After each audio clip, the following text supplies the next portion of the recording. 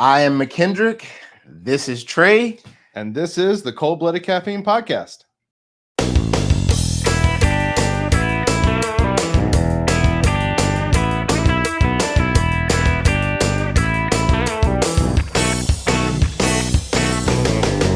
On this episode 5 of the Cold Blooded Caffeine podcast, we're going to be doing a recap of our weekend at NARBC Tinley Park March 2023.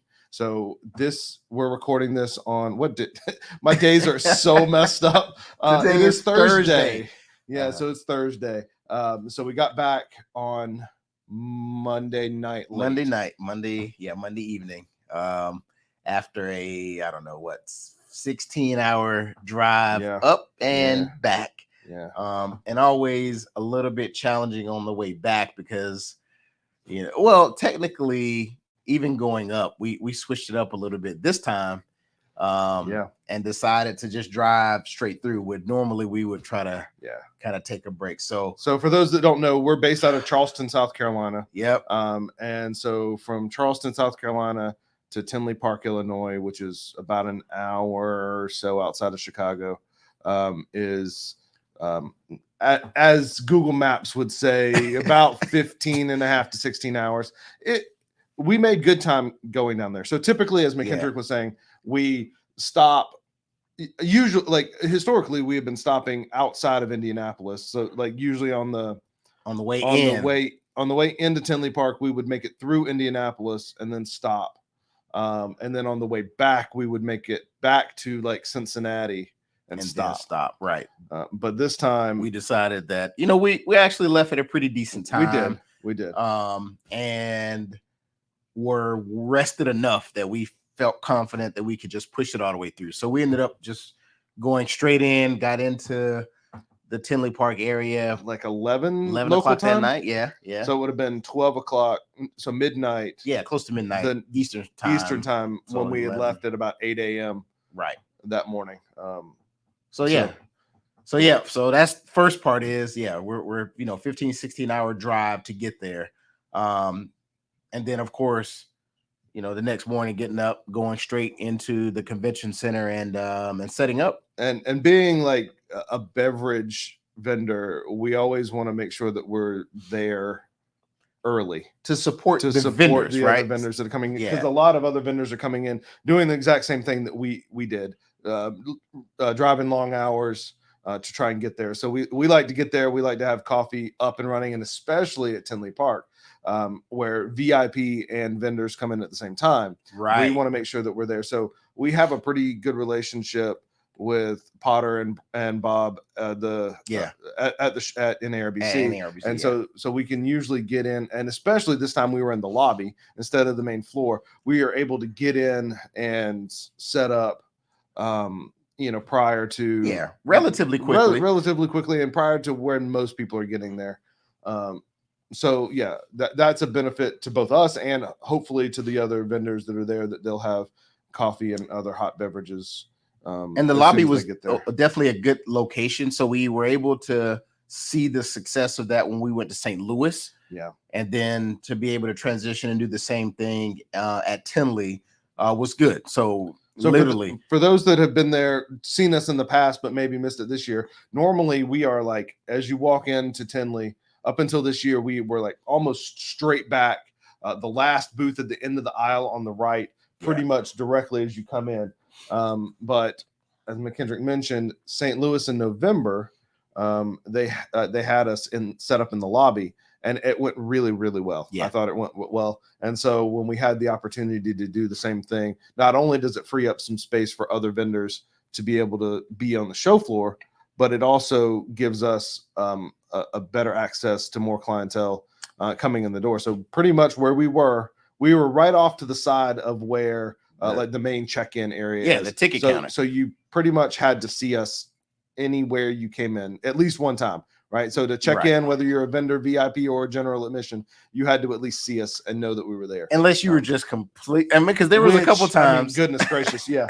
Oh my gosh, I didn't know where you guys were. I've been walking all over the. We did. I don't think we had as many. Not as many as we normally. Most people came in. It's oh, you're right here, and it's right here. So, before you even go into the show, before you even buy a ticket. In a lot of cases, people were just coming to get coffee, which is good. And the smell was there. The aroma of the coffee was like as soon as you walk in the front door, main lobby. So that was helpful for us as well. Yeah. So it was definitely like from a positioning standpoint. I mean, I don't know that it gets much better than that. I mean, there's a couple other places in the lobby, but I mean, you know, NARBC of course had the tables with the shirts and stuff, and then there were some other setups that were out there. So but like US Arc was out there, Badgerland was out there. Yep. So there was and then Redline Science was out. Oh yeah, Redline of course, was Redline. There. But placement I think is good. So yeah, I'm pretty happy. So we'll kind of talk about once we get through the whole recap, we'll talk about what we thought went well, what we thought could be improved upon. Because I mean, I think overall it went really, really well. But we'll get to that. But let's just finish kind of the weekend recap. So we got in, set up on Friday. We were there until 7 o'clock, 7:30. Yeah, on Friday.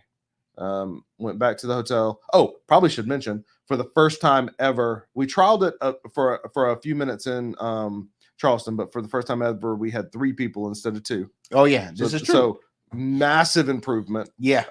Yep. Over, I think, over what we've done in the past. So typically, it's just been McKendrick and I running the show. So I usually take orders and talk to customers. And since I'm more the coffee and reptile focused, and I'm McKendrick's doing the pour overs in the corner, so he never even lifts his head up most shows. So I actually saw people this time, so I was able to lift my head a little bit and have some conversations with customers. So we were very lucky to have Corey, who is another coffee roaster here locally, join us this show for this past show. So she works for another coffee roasting company locally, and she joined us for the show to help us out. And I think it went well, really well. It allowed us to have. I mean, there were times I saw the show. I walked around one time. You walked around like I walked around one time. I mean, there's been like we went times to go get lunch. We got a chance to eat. Yeah, like if you think about that, like seriously, before there's been times we didn't step out of that booth, other than if we panicked and got close to running out of like ice or milk. And then that puts a real strain on the other person that's left, because then you got one person working. So I mean, the dynamic of having a third person was pretty game changing for us this time. It's a lot. So Corey does not work for us. She has no obligation to us. Hopefully she will come back and help us in the future shows. If not, we'll have to figure something out. Because I don't want to go back to 2 people. After the experience of having 3. I think that's the sweet spot for us is 3. So that's one side. So once we finished on Friday night, we were back bright and early on. We went and got pizza. Gotta get pizza. We gotta get deep dish pizza. We go to Lou Malnati's, which is 5 minutes, 6 minutes from the show. I mean, every time I've been to Tinley, I've had Lou Malnati's pizza, because it's just I don't want it really more than twice a year. I think it's perfectly fine twice a year. But I really crave it every time we go. So we don't miss an opportunity. I would say they do a pretty good job. There was one guy who said that we probably need to experience a little bit more and different. Yeah. Because he said that's good, but there's still even another level of authenticity when it comes to deep dish pizza in Chicago. I think we might have to do that on a separate trip, though. I don't know if we can really, because where are we gonna go? I mean, I'm sure someone will give us some suggestions. I mean, if you have suggestions, please let us know. That one was the first one that I found, and it hasn't let me down yet. So if there's anything significantly different than that within the immediate Tinley Park area, let me know. And then October, when we're back, we'll give it a go. Yep. We'll try to shout you out to for those that did give us these suggestions. So yeah, for sure. So we had pizza Friday night, and then Saturday morning was an early start. Bright and early. I think we were there at 7 o'clock. Yeah, 7 o'clock. Serving coffee again, and we were there until after the US Arc auction. So the US Arc auction started at 6, so we actually didn't stop serving coffee till close to 5:30. 5:30, yes, because the show closed at 5. So we hung around because there were people trying to grab a last cup before they headed out, either to the auction or for the day. So we were able to get in some last minute cups in on Saturday afternoon, and then we went to the auction. I thought the auction was by far the best one that I've ever been to. Yes, I've only been to a few, but that one was, oh my gosh, like the amount of people and support that were there was tremendous. So they did a benefit. So they usually do, I mean, pretty standard auction. They do both the silent auction portion as well as the live auction portion to benefit USARK. But this time they did 2 other separate live auction portions. One to benefit Brian Barczyk, which was, I guess, probably single-handedly the coolest thing I've ever seen in the reptile industry, to watch companies and individuals selflessly give back. It was pretty emotional. It was pretty inspiring, I guess. Yeah, for sure. I mean, and to hear how quiet the room got when that conversation started. Yeah. And the amount of attention that went into every word that was said. And then the biggest part was to get him on the phone and be able to hear him. Like Brian put the microphone to his speakerphone on his phone, and we could hear him perfectly. Yeah. And that, I think, sent like emotional waves and energy through the entire crowd that, I mean, you could sense the emotion tied to that moment. That was just like, oh my goodness, like this is is like, man. So they did that for Brian, which was really cool. And then they also did one for Tel Hicks, who's a reptile artist as well.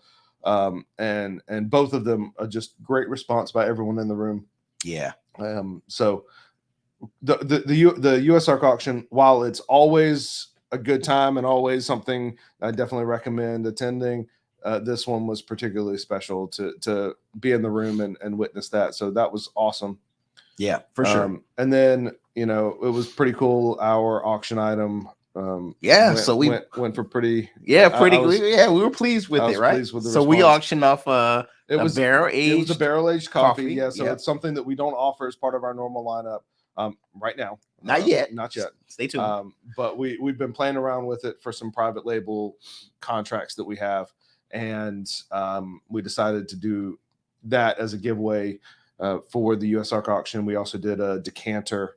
An engraved decanter and some glasses right? Yep. That we donated. And I mean, I think they probably went for double retail. Oh yeah, pretty close, which is a good feeling. So we appreciate everyone that bid on that as well. If you were there, I knew some of you, I didn't know some that were bidding. So, thanks to those that bid, and we really appreciate it. We'll definitely do it again. Maybe the same thing, maybe something different. Depends on, I think Phil with USARK was pretty happy with it. He talked to us Sunday morning. Yeah. And I think he was pretty happy with us. So trying to do something similar with the USARK branding coming in the future as well. So that was Saturday. Sunday. Sunday's always a blur. Like Sunday. Yeah, so much happens. So much happens, and it's like different stages throughout the day, right? So it's good that we start a little bit later, and don't have to be there like 7 a.m. I think we were still there at 9. The show opens at 10. Yeah. So the lines start forming at 9:30. So I think we were there at 9. Yeah, which still is better. A couple extra hours of sleep, for sure. For sure. But yeah, Sunday, you're right, because so much happens. You hit the ground running. Sundays are always busy days because now people are trying to get those last minute gift items and purchases. So normally we see an increase of bag sales on T-shirts. Sundays, t-shirts, tumblers. And we actually offer a different t-shirt this year. So we got new design t-shirt. Kind of an example of one. There's one. The one that we have, this was a sample. So the one that we have for sale is black shirt with the snake skin kind of pattern inside in the logo. But this was a sample. So so that was the introduction of those shirts as well. So that was pretty cool. But yeah, we see an influx of buyers or customers that are coming to buy that type stuff, the merch, that didn't want to carry it around all weekend or take it with them throughout the show. So Sunday's really good for like physical goods purchases, as well as the cup sales. But so Sunday was a blur. In there at 9, out by 4, right? 4. Well, I guess the show ends at 4. We were there for maybe 15 minutes longer. 15, 20 minutes. Wrapping up some stuff. And then we were in the car out the door by 5. We packed up pretty quick. Again, 3 people big help. Yeah, that definitely is a big Loading and unloading. Because there's a lot of, when it comes to our setup, there's a lot of smaller things as well. So it's not all about just big bulky items. So you got some, like someone that needs to handle the little meticulous things that need to happen. So, but you've got glassware, you've got, you know, individual bags that you have to account for, things like that. You know, water, you know, stuff like that. So we got to just take into account all those things. So again, having 3 people as part of the process definitely helped make that go faster. So we were out of there and rolling, you know, within an hour. Like we were on the road. So, that worked out very well for us as well. Hit our target going back, so we made it to right outside of Cincinnati. The first night, and left us like 8 or so hours, 8 or 9 hours. 9 hours, I think, on the back end. Hit Buc-ee's twice on the trip. Gotta hit Buc-ee's, man. Corey wasn't nearly as excited. No, she didn't take a single picture with the beaver. But I got a video with her. Actually, you did? Yeah, you did. I tried to get one. Yeah, I got a good video. It's the one when we were at the cash register and I said, "We are at Buc-ee's." Oh, you got one. Okay, good. She's in it. She's in it. She's gonna be on. She's gonna be on social media posts. Social media posts coming up. But yeah, I think we embarrassed her just a little probably bit. Just a hair. But that's okay. I mean, but with the ride up, you can't ride by Buc-ee's off the exit and not stop. Like you got to go to Buc-ee's. Hopefully by October, the one in Sevierville. Oh yeah, and they say that one's going to be a big one, about double the one. Yes, I can't imagine double the amount of pumps, which is crazy because they already. Oh wait, the guy knew 100 and they had 158, 157, something like that. He said double that, which the new one, which is crazy. It's insane. Oh, something to look forward to for the next one. Yep. See, we're already planning it out. Corey's not going to come back with us. Yeah, once the video drops, we may be hiring for a volunteer for the October show because our current volunteer may not come back. Yeah, might not come back when she becomes a social media phenom at Buc-ee's. Maybe we shouldn't do that. Yeah, maybe we should. We might have to second think that one. We apologize in advance, Corey, for the. Oh man. Okay, so made it back. So we made it to Cincinnati Sunday night, and then pretty easy drive. I mean, I think so. For me, one of the pros of this trip is the driving was about as easy as you could have asked for it to be. I don't even think, like, we hit that one little stretch of traffic right outside of Asheville on the way up, and that was it. Right? Yeah, I think we saw it. Some traffic backed up. Luckily, it was going the opposite direction of us, so it was thankful. Easy. So yeah, we had a pretty uneventful trip as far as traffic is concerned and delays. So that's good. What else do you think? And we also mentioned, of course, the third person, which is a pro for this trip. Yeah. So I think that's definitely in the pro column. Anything else that you could think of? We took our own van. We took our own truck van for the first time. Yeah. So not pulling a trailer. Oh yeah. 16 hours there and back. Yeah. That's definitely a huge plus. A huge plus for us. I thought the new coffee rack. Yeah, we had a rack. Instead of having it on the table like we normally do, we had a that's one of the things that we're always doing. We're always trying to find ways to improve our setups and displays to make sure. I think that worked out well. I think we can definitely take something away from how we display some of the merch. Maybe this rack, maybe that's a con for me. Yeah, I think the merch. We finally, I think, got at least some semblance of a system going on Sunday with the t-shirts on the table itself. And now that we have more variety as well, it makes sense, right? So I didn't think we did a good job of setting that up. We still sold a lot of t-shirts, more than we've ever sold before. But we only pretty much did it on Sunday because we didn't have them so that you can. We had them like hanging to the side, but it didn't work well. So now that we had them in front of the where you were making coffee, where people had to look at them, I think that worked really well. So possibly a merch rack instead of in addition to the coffee being on rack. The rack. I like that idea a lot. So I think that's a future improvement that we'll make just to continue to improve our setup and display. So that's one, I think, con. Another one, we ran out of batteries in the scales, which was that's just poor planning on our part. To not have the backup batteries. So that was an inconvenience where we had to keep like swapping scales and stuff. I don't think it impacted any customers. I don't either. Like that's kind of one of those behind the scene things that customers had no clue. Running out of batteries as a person that uses scales like that requires all day batteries long was just not a good thing. So that's poor planning. And then oddly enough, we had one of the kettles go out. Yeah, show. briefly. Yeah. Yeah. So I pulled them. We've got to sit here and test them to figure out what I'm like technical troubleshoot them to see what happened. I mean, but we put those things to some pretty extensive use over the last 2 years or year and a half. We put them to work, and they've done really well for us. This is the first time that we've had any issue. Probably should just have about time to get a backup set. Yeah, just to be safe. But other than that, I mean, I know this one. I'm going to say it because it's going to give away some of my thoughts going forward. The tea. Oh yeah, is I think we get people asking for tea. So primarily we're coffee roasters. We offer coffee, but we also like to offer teas as an option. And I think our tea selection can be a little bit better and be a little bit more artisanal as opposed to just tea bags. So we're experimenting. There's no promises or anything that anything's going to change. Yeah. But that's one thing that I took away to say. I think our coffee experience. I think watching the Chemex pours. That's done. Like that's about the best that we could have done with that. I think the Chemex is perfect for that because you can see the coffee in the vessel really well. Yes. You watch the whole process. I think the Chemex is great for that. The tea, on the other hand, it's a tea bag going into a cup, and hot water being poured in. Yeah. So. We're gonna play around with it and see if we can do anything different with like loose leaf tea or some different brewing methods for tea. But don't be surprised if come October, it's still the same, right. Because we have to balance convenience and portability with the artisanal flair.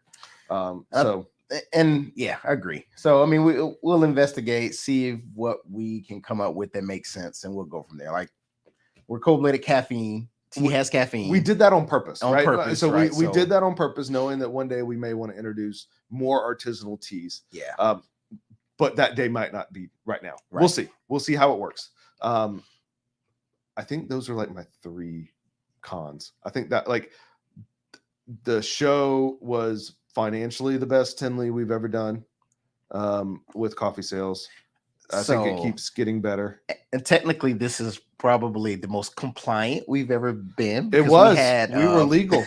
We had sinks. We had 4 sinks. So just understanding the laws around each state is something that we've had to spend some time investigating. We did find out in St. Louis that there is some requirements in Missouri, I guess, that even within the city St. Charles and St. Louis, that we had to investigate to make sure we were compliant. The center actually helped us by providing some resources. So we did research before going back to Tinley to make sure we were compliant with refrigeration, commercial refrigeration. We had hand washing sinks. We had we had wash, rinse, and sanitized sinks. Yeah. Oh man, we went all out. We had So again, it's one of those things as you learn more, you're working to stay compliant as possible to make sure we're doing things the right way and to make sure we bring you this coffee experience consistently without fail, even if it means us, trying to get to a place that meant extra stuff in the van. Yeah. So that's more weight, more gas. We squeezed it in though, but we made it work. And I think that we're at a place now where I think it's repeatable. I think I'd put that in the pro column. I think that's probably I think that's learning and growth as a business. So yeah, for sure. But yeah, I mean, financially, exposure wise, I think it's the best show that we've ever done. But the good thing is, I think there's still room for improvement. Always. And I think we can do even better in October. Yeah. So self-reflection is really a lot of what this is, making sure we review things that went well, what didn't go well, what do we document, and make sure we improve for the future. So we got a couple of exciting new leads. We're working about that. So hopefully we'll be able to announce those pretty soon. What else? Arlington. We'll be in Arlington in September. So that's our first one. That's going to be a busy month. Arlington and then Tinley are 2 weeks apart. Did I tell you that? Did we talk about this G4 jet that I said that we're going to go G3. I wasn't going to go. Okay. I wasn't going to go too much. We'll go G3. All right. We got to work on that. Please order some more coffee. Bags of coffee. Please order some more coffee. Shameless plug. www.coldbloodedcaffeine.com. please. Order yours today. We gave out some discount cards too. Yeah. So for those that are listening, if you weren't at Tinley, shame on you, because we gave out discount cards for an additional 20% off of all orders. Yeah. So single one-time use through the end of April. Yeah. If you were not at Tinley, you did not get one of those cards. However, what do you think? Should we give it to them? Should I give them the code? They need to think they should message us, or we should just give it to them. I'll just give it to them. All right. Only until the end of April. Only until the end of April. March Tinley 2023 at checkout. March Tinley 2023, all one phrase, all capitalized. So that's 20% off your entire order at coldbloodedcaffeine.com. So there you go. Take advantage of it. Buy some coffee so that we can get a G3 and don't have to sit in traffic in a car for 17 hours one way. Maybe an RV, maybe a pull behind RV with the driver. Okay, we'll hire a driver. We'll hire a driver. That's what we'll do. We're gonna hire a driver so I can sleep. Because I don't think I slept more than 8 hours all weekend. Yeah. Your sleep pattern gets just all off after driving that much, working that much, driving back. Yeah. So I don't think I got a good night's sleep until just like night before last or something. I don't know. But like I said, I mentioned with the US ARC auction, but just in general, the most motivating weekend of the year. I love the NARBC shows because it pushes me, like I come back and I feel so motivated. It pushes me to be the best coffee roaster, to be the best reptile keeper, all of that I can be. So I come back, I'm exhausted, but I'm also really, really motivated. Yeah. Once you get back in your rhythm, it's like, okay, so all these things that happen, like again, self-reflecting and following leads and thinking of things we can do better. Like, I mean, it's a great event. Yeah. So, I mean, the drive is the more challenging part of it, but everything else, even the conversations during the drive. I was going to say, it sounds like a complaint, but I mean, I don't mind the drive so much. It's long. It's long for sure. But like, the conversations, the podcasts, all that kind of stuff, it's still like, it's good. Yeah. It's a good time. It passes the time. It's a good time. So, probably like we do not do the Schaumburg show. So there's, for those that aren't aware, there's four NARBC shows in Illinois. No, total. Oh, four total. Yeah, the Schaumburg, different locations: Tinley, Arlington, and St. Louis. Yeah. We do all but Schaumburg because, as much as it's cool to go to Tinley twice a year, doing Schaumburg on top of it, which is just about the same distance. We can't swing it. So especially with the coffee delivery service that we're doing now, we have more commitments around the Charleston area. But we do look forward to seeing everyone again in Arlington in September and Tinley in October. It genuinely is great to see everyone when we do the shows. We apologize that we don't always get as much time to talk as we would like with everything else going on, but we genuinely do like meeting everyone, talking with everyone, talking coffee, talking snakes, talking anything. So if you do see us at a show, please feel free to come up. Again, we apologize if we can't talk for a long amount of time. I mean, you did take time out to do some interview. Who has the video evidence to show that they were the only one working at a time? Y'all see that soon. Because I was at the booth by myself. There's three people. I'm by myself. No. So we do have some videos that'll hopefully be coming out on the YouTube channel here over the next couple of weeks. As I get some time to edit those, showing you some of the video footage from the trips. And we did a fun little segment. Corey and I did a fun little segment. What it was, I don't even know what I'm going to call it yet, but where we drank, I think 4 different gas station coffees. Along the way up to coffee. So 2 coffee roasters judging gas station coffee. Spoiler alert.